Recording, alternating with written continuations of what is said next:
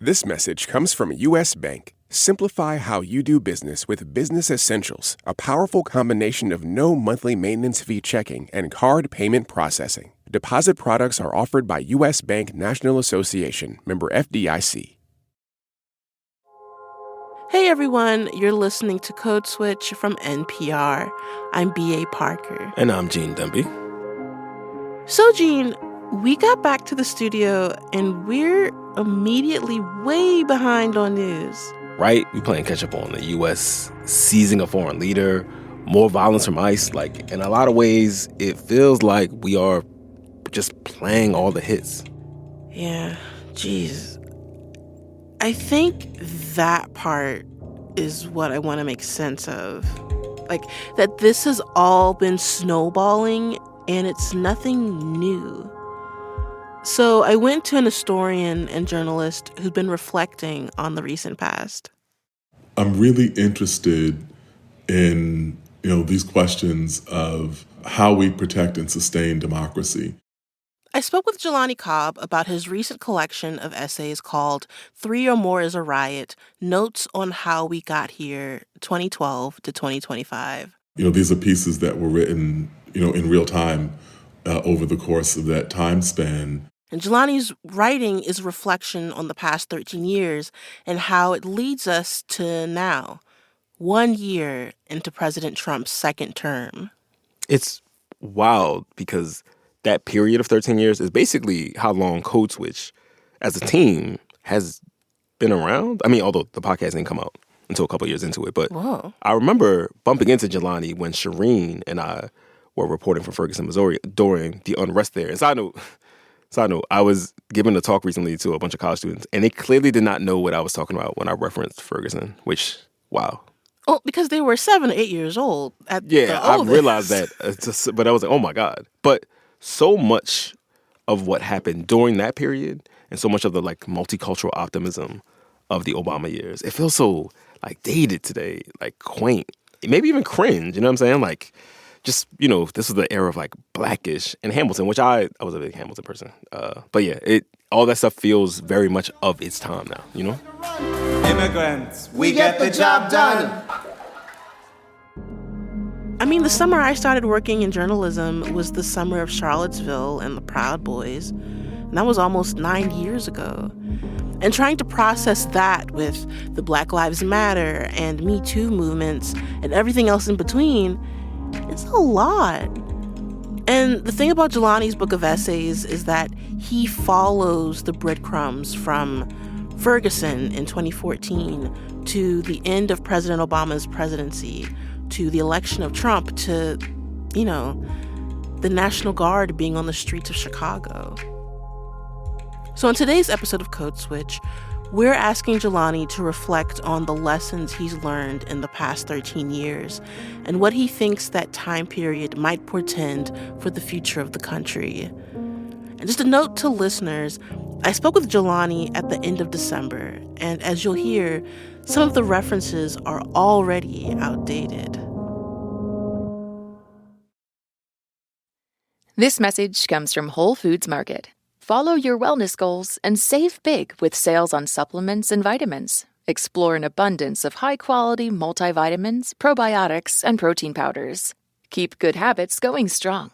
Cook homemade meals featuring sustainable wild-caught sockeye salmon and many more delicious and lean protein options. For wellness when you need it, shop Smart Meal shortcuts to stay motivated, like ready-to-eat salad kits. Shop all things wellness at Whole Foods Market.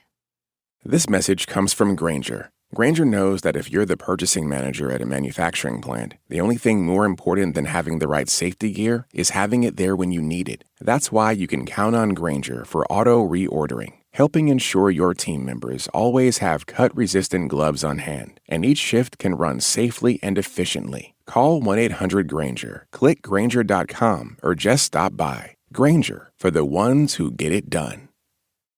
Support for NPR and the following message come from HomeServe. It never happens at a good time. The pipe bursts at midnight. The heater quits on the coldest night. Good thing HomeServe's hotline is available 24/7. Call to schedule a repair and a local pro will be on their way. trusted by millions. For plans starting at $4.99 a month, go to homeserve.com. Not available everywhere. Most plans range between $4.99 to $11.99 a month your first year. Terms apply on covered repairs.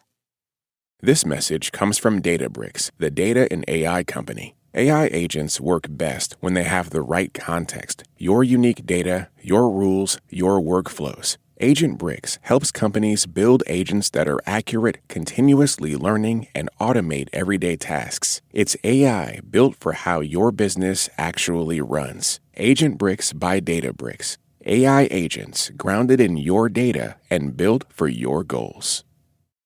Support for NPR and the following message come from Spectrum Business, providing connectivity solutions to help your business stay online and on track, delivering fast, reliable internet, phone, TV, and mobile solutions, all backed by 100% U.S.-based support. Spectrum Business offers scalable plans and straightforward pricing to keep your business moving. Spectrum Business, reliable connections, responsive support, and tailored solutions that power your success. Learn more at spectrum.com/business. Your book certainly runs the gamut in its retrospective. And with us now closing in on the first year of President Trump's second non-consecutive term, what were you able to glean from this archive of essays that prepared you for this latest Trump presidency? I mean, I thought that the pattern was very clear. One of the things that I think people have forgotten or tended to overlook was the clear way in which Donald Trump's entire raison d'etre, his whole rationale for entering politics, was as a response to Barack Obama, to the response to the existence of Barack Obama, and his attempt to refute everything that Obama had represented, including the movements that made it possible for him to arrive at the presidency. The irresponsible rhetoric of our president, who has used the pulpit of the presidency to divide us by race and color, has made America a more dangerous environment than, frankly, I have ever seen. In that regard, it began to make sense. You know, even now when we see the vile, xenophobic, racist rant that the president made about people in the Somali community. We're going to go the wrong way if we keep taking in garbage into our country. It's downstream of a particular anxiety and contempt for the growing numbers of people of color and the contribution that immigration has had to the growing numbers of people of color in American demography. And, that, I think, Obama's election and subsequent re-election was a wake-up call to people around that, people who felt hostile in that way. Well, what has happened in the second term that you weren't prepared for? I think, like many people, the velocity, caught me off guard because the first term had been defined by people, if you kind of believe the reporting on this, that there were lots of people putting brakes on the president's worst impulses and restraining him from fully indulging ideas that weren't consistent with American democracy. Now he's surrounded by enablers. And when you look at, the White House and the fact that there is no East Wing on it and that there was no conversation, and this was just something that happened, it is a metaphor, a kind of metaphorical representation of the extent to which checks on the president's authority have been fundamentally lacking. And so, I think I wasn't anticipating that so much of that would happen so quickly. I wanted to expand on that. Like, who are the enablers and what are they enabling? No, I mean, we look and see, we have a policy where we're bombing people on the high seas, allegedly for drug interdiction. And, drug sales are not an act of war. The war on drugs is metaphorical, but the United States has not declared war. We've had a congressional declaration of war on heroin or on fentanyl or on any of the things that are plaguing, American communities right now. And so if, in fact, these people are transporting illegal narcotics, that is a cause for arrest. But to bomb, a boat and then secondarily bomb the boat again, highly illegal. But there's been virtually no consequence for it, or I say minimal consequence for it, for where we are right now. And, we could go down the line about the attempts to curtail the 14th Amendment and birthright citizenship, which should clearly be outside the power of presidential authority. It's written very clearly and plainly in the Constitution, and yet we're proceeding to see whether or not the Supreme Court will allow this to happen. You talk about being on the ground in Ferguson, Missouri in 2014 after the killing of Michael Brown, and seeing in real time the militarization of the police and how that ramps up in 2025 we see the National Guard in cities like LA, DC, Portland, and Chicago. And I wonder, how does it feel to see something that seemed so extreme about a decade ago become so rote now? Yeah, I don't know that it feels rote. I think there are people who kind of recognize that there's something fundamentally undemocratic about having the National Guard stationed in these places, in response to an alleged surge in crime. And I'm not even a person that would say, obviously, there are circumstances in which you would deploy the National Guard. But, it's hard to reconcile those circumstances with what we're seeing in American cities. And crime reduction is not a reasonable justification for that kind of deployment. Equally critical when more than a year ago, the governor of New York put the National Guard in the subways for the same reasons. And, that was equally disturbing and problematic. It was a concern. That's not what the National Guard should be utilized for. And so, there's that.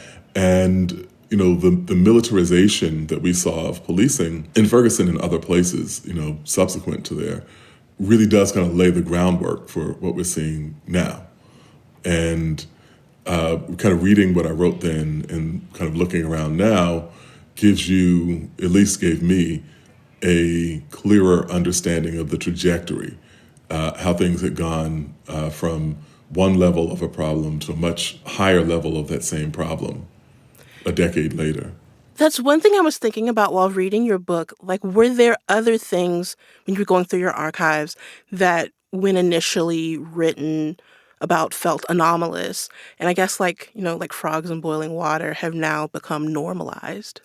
I think that, I'm not sure that the frogs in boiling water is exactly what it is, because with the boiling water, people, presume that people don't notice. I think that a different thing has happened, which is that people recognize there are these things that are abnormal, that are atypical, that are outside the norms of democracy. But there's so much of it happening, in such volume that it's hard to keep track of it all. I think we know, what's going on. It's just a question of there being so much scale, that I think people tend to throw their hands up and say, what can we do? Okay, while we're facing this onslaught of problems happening, what do you think we should be focusing on? For journalists, we're taught this. You go up to the person and you say, Councilman, did you accept the bribe? And the councilman says, you are the ugliest person I've seen today. Thank you. Did you accept the bribe? And the person goes, I hate your shoes. And you go, okay, but did you accept the bribe? And then the person may even say, I'm going to punch you in your face. And you go, I understand. Did you accept the bribe? And so we can't divide our attention into the fractals that would be necessary to keep track of all the things that are going on. I think it's important for people to identify the things that matter most to them and relentlessly pursue those questions, to not allow the next absurd thing to distract from the previous absurd thing, or the thing that we find to be of the most consequence. I guess as a dean, what do you want your students to know? Is there a way of approaching journalism that you're trying especially to impart right now? Yeah, there is. That one, we believe in facts, that we believe that there is such a thing as truth. that journalism has to be a fundamentally humble undertaking. It is, a profound thing to ask the public to trust you or to ask the public to believe in you, and something that people are decreasingly willing to allow. And, there's, growing numbers of people who distrust the media in lots of different contexts, but we have to be, to the best of our ability, above reproach. We have to be consistently ethical. When we make mistakes, we have to own them quickly, acknowledge them, and make corrections. But at its core is that we have to know how to play.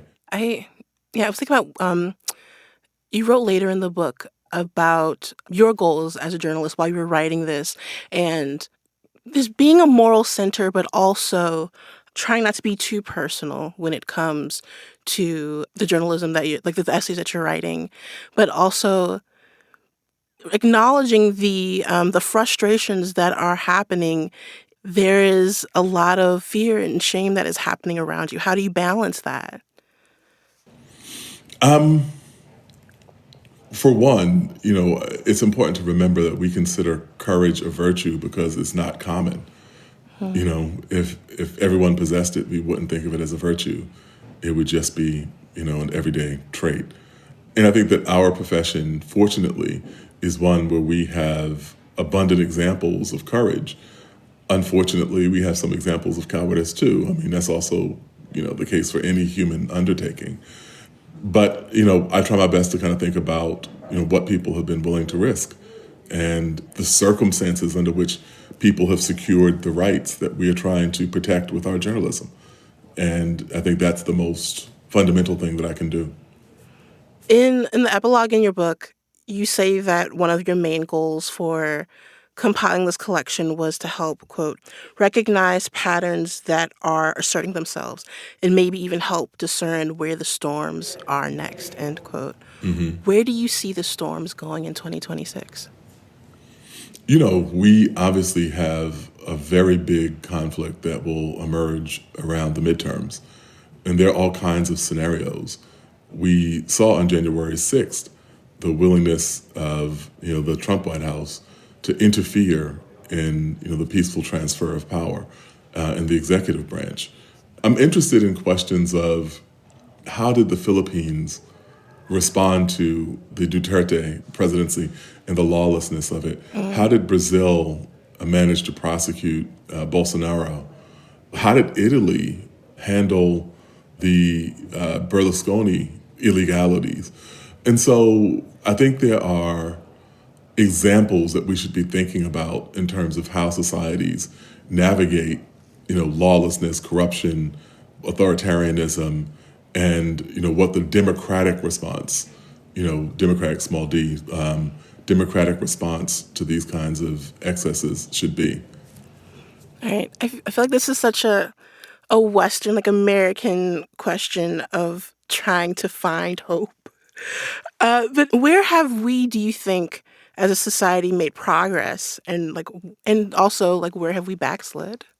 I mean, I think that we've made progress on very many fronts. And in fact, the moment that we're seeing now is a product of the fact that there has been progress.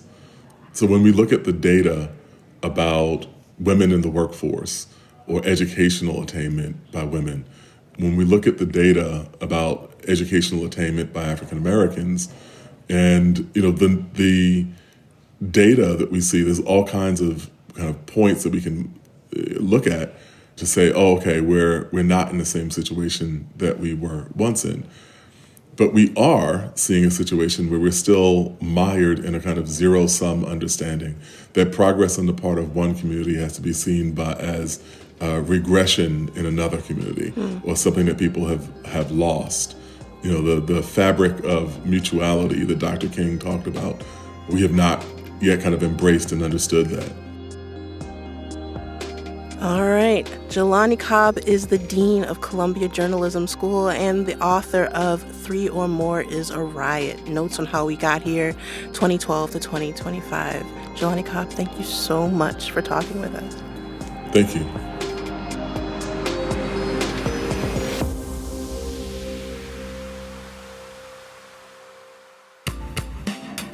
And that's our show. You can follow us on Instagram at NPR Code Switch. If email is more your thing, ours is codeswitch@npr.org. And subscribe to the podcast on the NPR app or wherever you get your podcast. You can also subscribe to the Code Switch newsletter by going to npr.org/Code Switch newsletter. And just a reminder that signing up for Code Switch Plus is a great way to support our show and support public media. You might have heard we could use your help.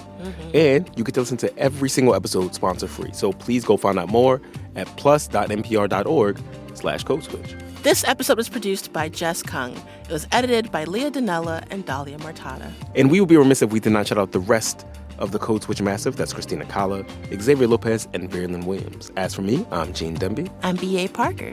Be easy, y'all. Hydrate.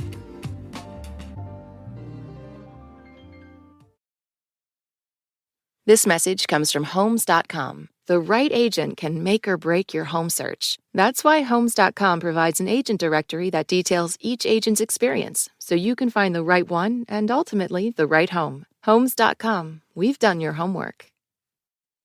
This message comes from Jerry. Are you tired of your car insurance rate going up, even with a clean driving record?